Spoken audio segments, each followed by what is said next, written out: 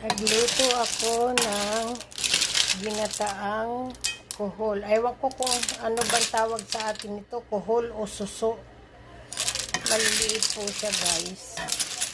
Ang mahal dito sa Canada, minsan lang kami makakita ng ganito dito. Simpleng gata lang ang ginawa ko. Ayoko ng maraming sahog kasi masasayang lang din. Ito na nga, guys, magmumukbang ako ng kuhol o suso.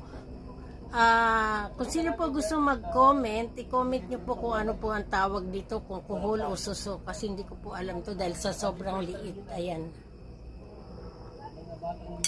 mukbang lang po ako, no rice. Kain po tayo.